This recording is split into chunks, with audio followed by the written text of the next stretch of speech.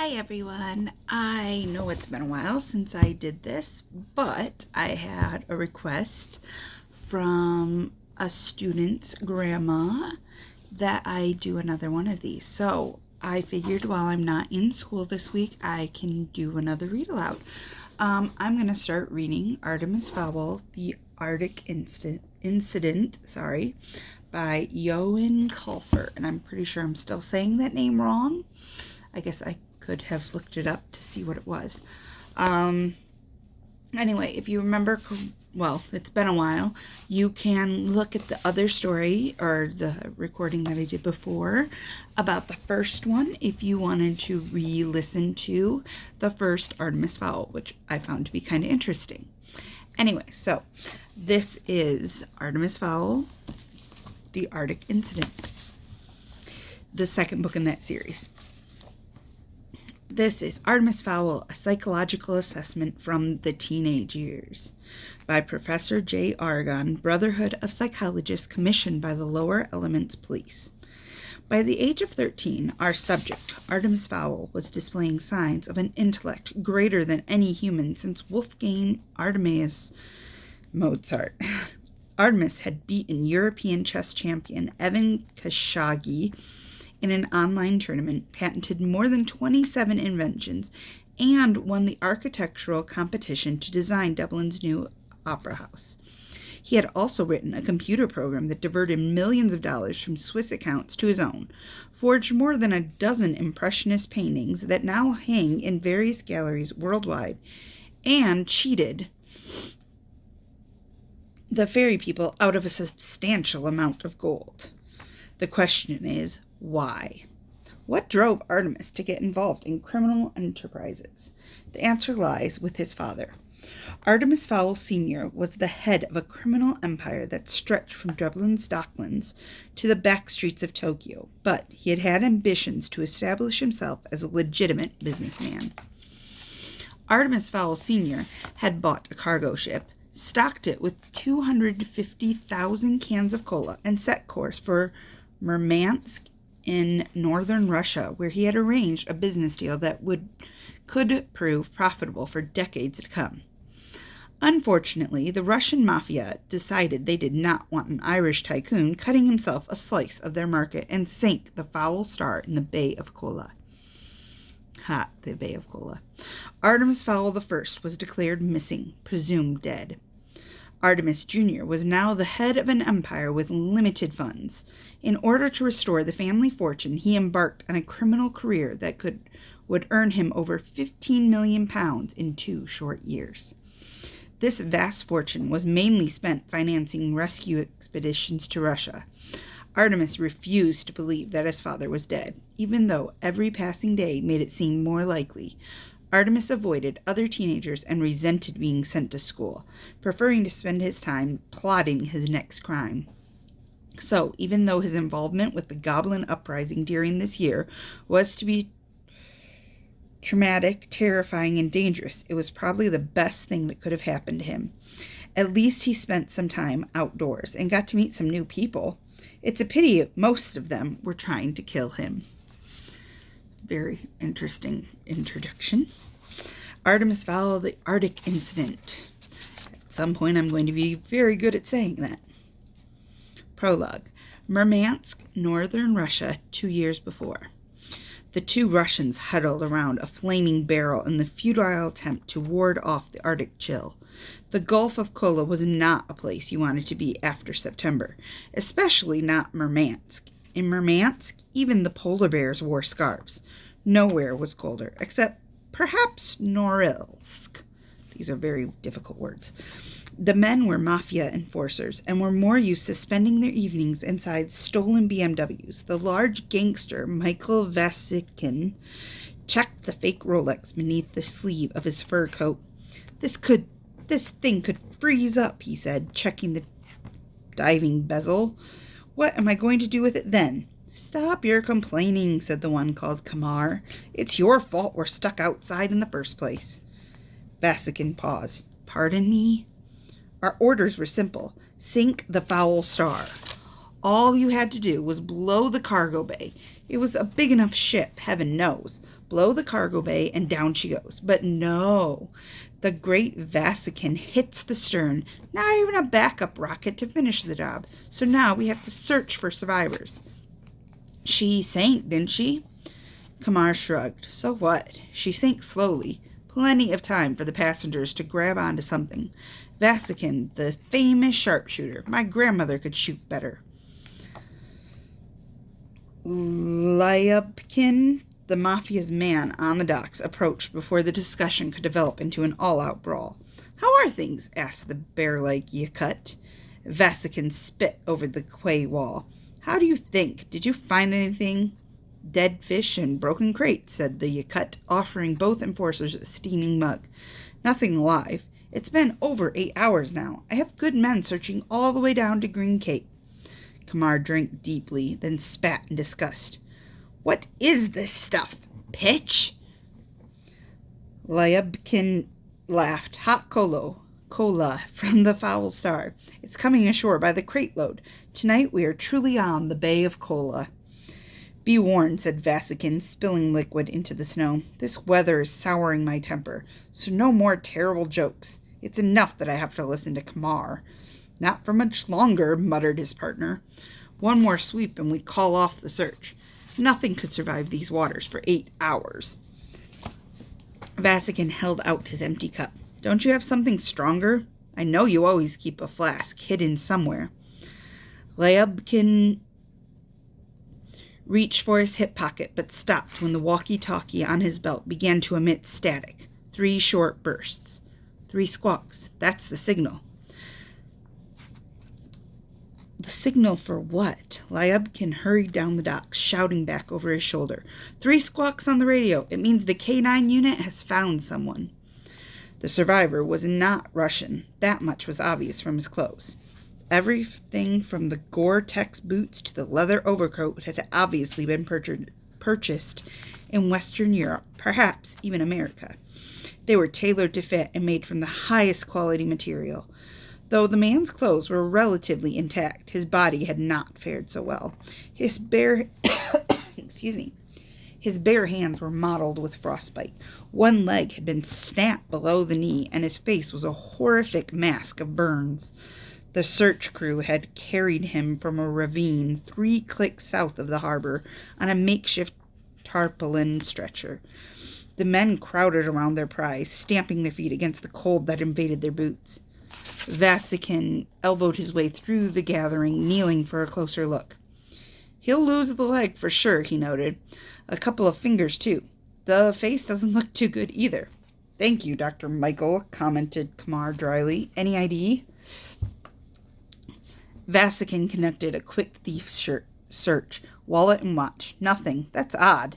You'd think a rich man like this would have some personal effects, wouldn't you? Kamar nodded. Yes, I would. He turned to the circle of men. 10 seconds, then there will be trouble. Keep the currency, I need everything else. The sailors considered it. The man was not big, but he was mafia, the Russian organized crime syndicate.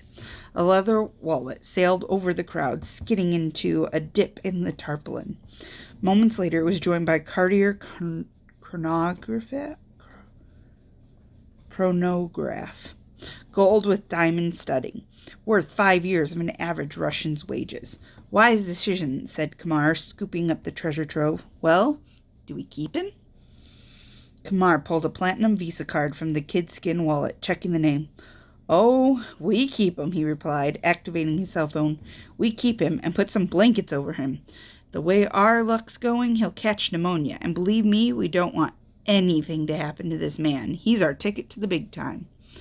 Kamar was getting excited. This was completely out of character for him. Vasican clambered to his feet. Who are you calling? Who is this guy? Kamar picked a number from his speed dial menu. I'm calling Britva. Who do you think I'm calling? Vasican paled. Even calling the boss was dangerous. Britva was well known for shooting the bearers of bad news. It's good news, right? You're calling with good news. Kamar flipped the visa at his partner. Read that. Vasican studied the card for several moments. I don't read Angliski. What does it say? What's the name? Kamar told him. A slow smile spread across Michael's face. "Make the call," he said. "I'm guessing it's Artemis's dad. Or Artemis Fowl Sr., or whatever they want to call him." Anyways, Chapter 1. Finally, into Chapter 1. Family ties. The loss of her husband had had a profound effect on Angeline Fowl. She had retreated to her room, refusing to go outside. She had taken refuge in her mind, preferring dreams of the past to real life.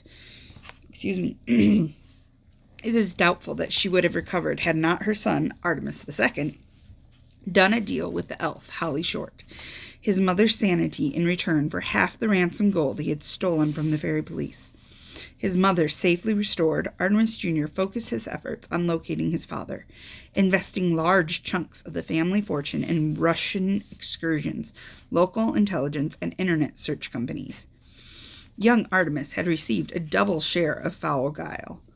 But with the recovery of his mother, a moral and beautiful lady, it became increasingly difficult for him to realize his ingenious schemes that were ever more necessary to fund the search for his father.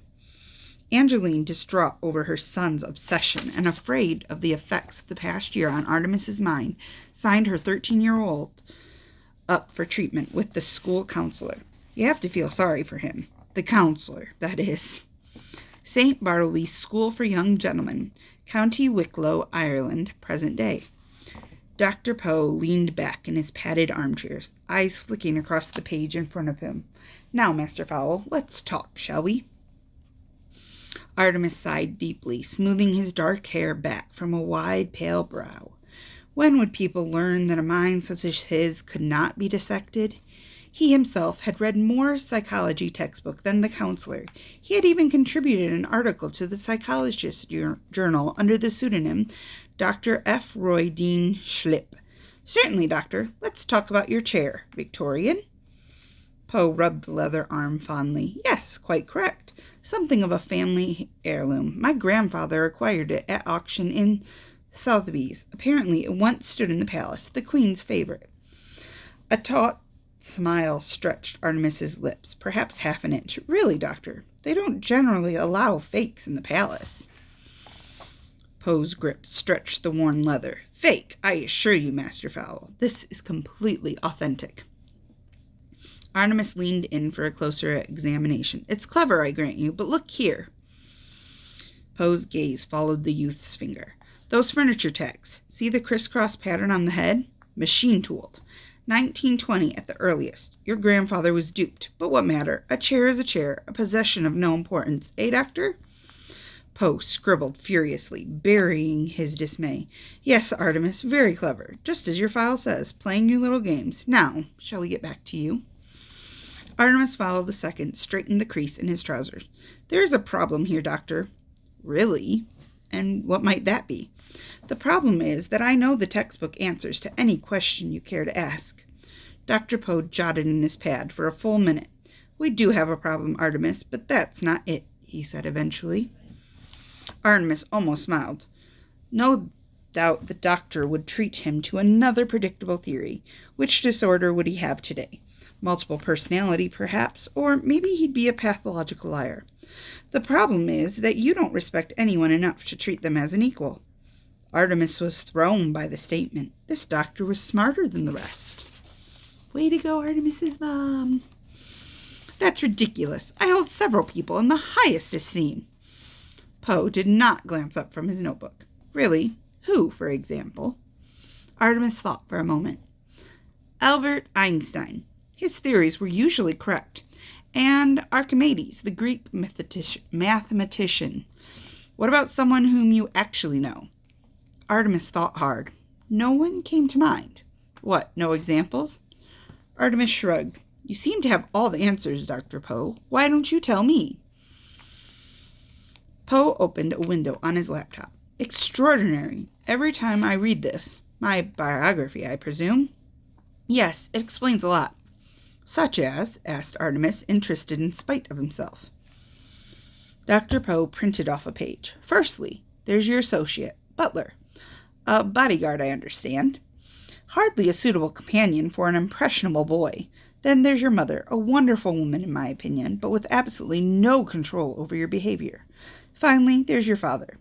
According to this, he wasn't much of a role model, even when he was alive. The remark stung, but Artemis wasn't about to let the doctor realize how much. Your file is mistaken, doctor, he said. My father is alive. Missing, perhaps, but alive. Poe checked the sheet. Really? I was under the impression that he had been missing for almost 2 years. Why, the courts have declared him legally dead. Artemis's voice was devoid of emotion, though his heart was pounding. I don't care what the courts say, or the Red Cross. He is alive, and I will find him. Poe scratched another note. But even if your father were to return, what then? He asked. Will you follow in his footsteps? Will you be a criminal like him? Perhaps you already are. My father was no criminal, Artemis said testily. He was moving all our assets into legitimate enterprises. The Murmansk venture was completely above board. You're avoiding the question, said Poe. But Artemis had had enough of this line of questioning. Time to play a little game. Why, doctor, said Artemis, shocked. This is a sensitive area. For all you know, I could be suffering from depression. I suppose you could, said Poe, sensing a breakthrough. Is that the case? Artemis dropped his face into his hands. It's my mother, doctor. Your mother, prompted Poe, trying to keep the excitement from his voice. Artemis had caused 6 counselors to retire from St. Bartleby's already this year. Truth be told, Poe was on the point of packing his own bags, but now... My mother, she... Poe leaned forward on his fake Victorian chair. Your mother, yes? She forces me to endure this ridiculous therapy when the so-called counselors are little better than misguided do-gooders with degrees. Poe sighed. Very well, Artemis, have it your way, but you are never going to find peace if you continue to run away from your problems. Artemis was spared further analysis by the vibration of his cell phone. He had a coded, secure line. Only one person had the number. The boy retrieved it from his pocket, flipping open the tiny communicator. Yes? Butler's voice came through the speaker. Artemis, it's me. Obviously. I'm in the middle of something here. We've had a message. Yes. From where? I don't know exactly, but it concerns the Fowl star. A jolt raced up Artemis's spine. Where are you? The main gate. Good man, I'm on my way. Dr. Poe whipped off his glasses. This session is not over, young man. We made some progress today, even if you won't admit it. Leave now, and I will be forced to inform the dean. The warning was lost on Artemis. He was already somewhere else. A familiar electric buzz was crackling over his skin. This was the beginning of something. He could feel it. And that is the end of Chapter 1. So I will pick up later with Chapter 2. Bye.